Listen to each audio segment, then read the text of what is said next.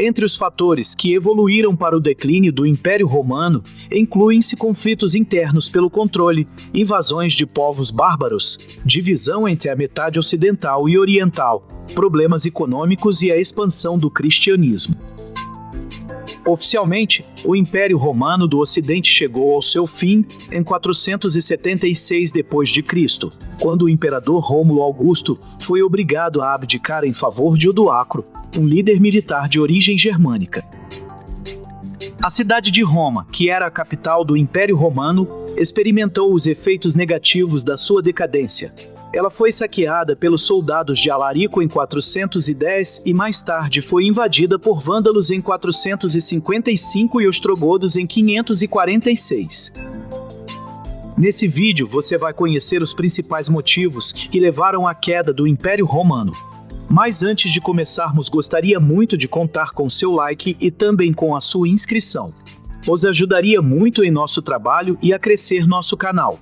Muito obrigado. Vamos para o vídeo. Conflitos internos. A transição do sistema de governo em Roma de uma república para um império ocorreu com a ascensão de Júlio César, durante o primeiro século a.C. No entanto, apesar da sua autoproclamação como imperador, César optou por manter algumas estruturas da república, incluindo o Senado.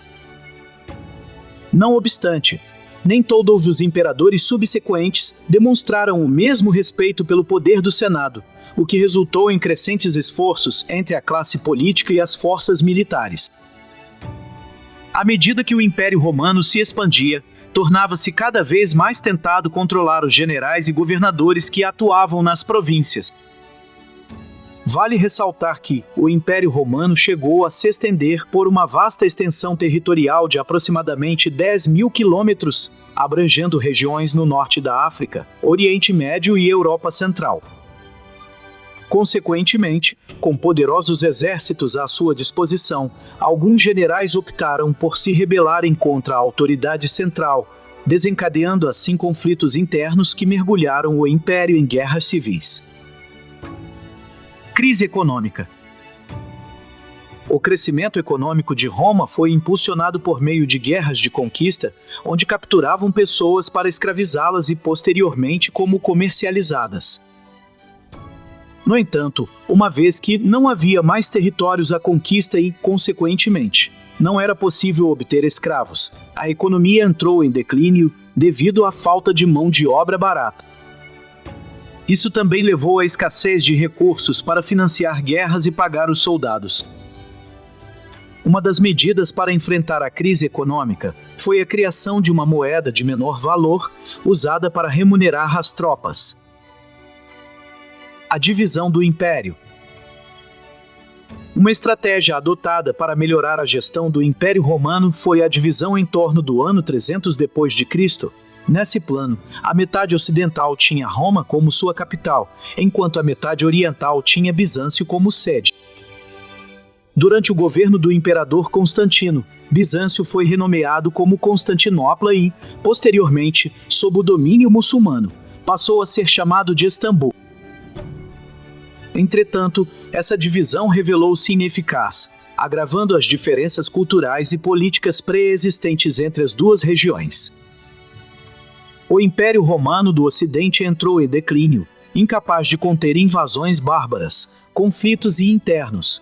O saque de Roma em 410 por povos bárbaros ilustra a perda de controle romano sobre seus territórios. Por outro lado, a parte oriental permaneceu como um território unificado até o ano de 1453. O crescimento do cristianismo.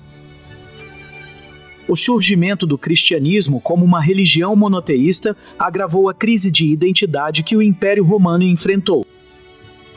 Até o ano 313 d.C., os cristãos foram considerados ilegais, mas isso mudou com o Edito de Milão, promulgado pelo imperador Constantino, que cerrou a perseguição.